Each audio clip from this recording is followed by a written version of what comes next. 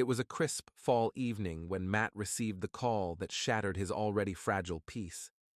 The voice on the other end was unmistakable, a cold, familiar whisper that froze him in place.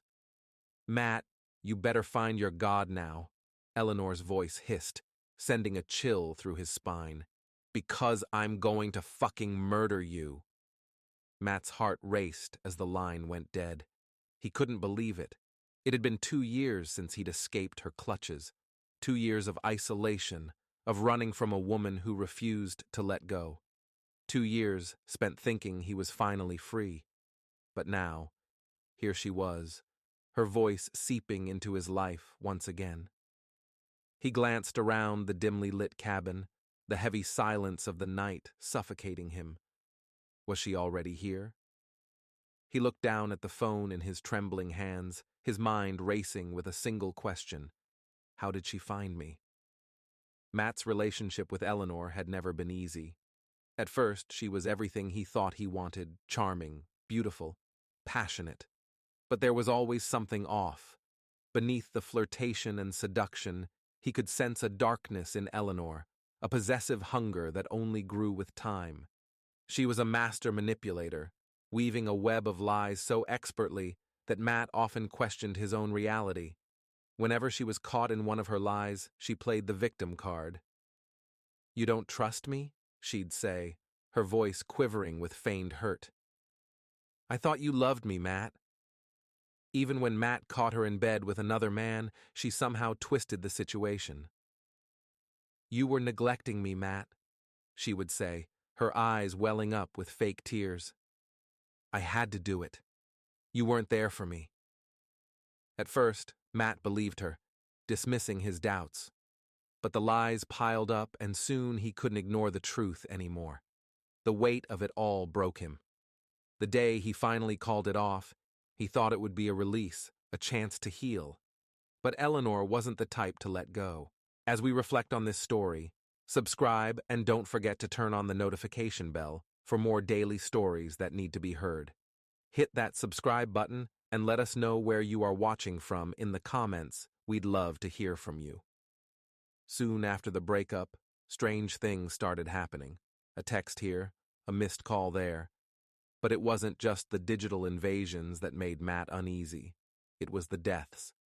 Every woman Matt tried to date ended up dead in strange, unexplainable circumstances. First, it was Lisa, a kind-hearted yoga instructor who seemed perfect for him. She was found strangled in her own apartment. No signs of forced entry, no reason to believe anyone had been involved, except for the feeling that hung in the air. Eleanor. Matt tried to convince himself that it was just bad luck, but when Kelly, the next woman he dated, was found murdered in a similar manner, Matt could no longer ignore the possibility.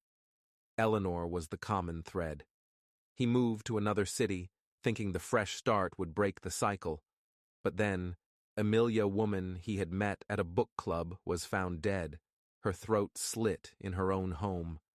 The connection was undeniable. The fear that had always gnawed at him, the unease that had shadowed every relationship, was now a reality. Eleanor had followed him. She had been watching, waiting for him to slip. It was a quiet morning when Matt saw it. A single red rose placed on his doorstep. His heart sank. She's here. She's still playing her twisted games. He picked it up cautiously, his fingers trembling. How did she find me? He wondered. There was no way she could have known his address. No one outside of his circle knew where he was living, unless she'd been watching. The realization hit him like a punch to the gut. Eleanor was always one step ahead. She knew how to manipulate, how to make him feel paranoid and helpless. And now, she was closing in. Matt had spent the next few days trying to plan his escape, but the more he thought about it, the more he realized running was no longer an option. He had to face her. He had to stop this once and for all. But how? After days of anxious pacing and sleepless nights, he found an old Letta former friend of Eleanor's who had kept in touch even after the trial. When Matt contacted her, she confirmed his worst fear.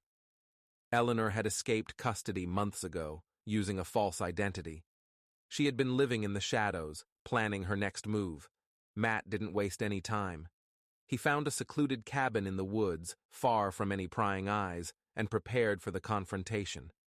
Armed with only a flashlight and a knife, he entered the cabin, his heart pounding in his chest.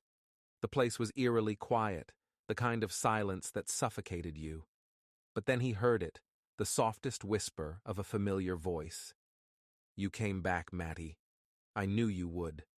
Matt spun around, his breath catching in his throat. There she was, Eleanor. She stood in the doorway, her eyes wide with that same twisted, knowing smile. In her hands, she held a sharp blade that gleamed in the moonlight. "You've been running, haven't you? You thought you could escape me?" she said softly, taking a step toward him. Matt's stomach churned. Every instinct told him to run, but he stood his ground. He couldn't run anymore. "You're not going to win, Eleanor," he said, his voice trembling with the weight of everything he'd been through. "It ends tonight." The battle was brutal, raw. They fought with a desperation that only comes when there's nothing left to lose. Eleanor's nails scratched at his skin, and her body pressed against his with a strength that seemed almost unnatural. The air was thick with tension, her breath ragged in his ear as she hissed, "You thought you could leave me, didn't you? You think you'll just disappear?" Matt's heart hammered in his chest as he fought to free himself. But Eleanor wasn't giving up. She lunged at him with the knife, and for a moment, time slowed down. Matt grabbed her wrist, twisting it as he spun to the side, throwing her off balance. In that moment, he knew. If he didn't end it now, he would never be free. With everything he had left, Matt shoved her back, sending her crashing to the floor. The knife clattered from her hand as he grabbed it, his breath coming in short gasps. For a moment, Eleanor looked up at him, her eyes wide with disbelief. She had underestimated him. "You'll never forget me," she whispered, a bitter smile curling on her lips. But it was over. Matt's hand was steady now. He ended it. The police found Eleanor's body in the cabin the next morning. They could barely believe what had happened, her escape, her reign of terror, her twisted obsession. But even after everything, Matt couldn't escape the feeling that she wasn't truly gone. Every night, the darkness felt heavier, as if Eleanor's presence still lingered, just out of sight. Every time the wind howled through the trees, Matt would hear her voice, a faint whisper calling his name. He had won.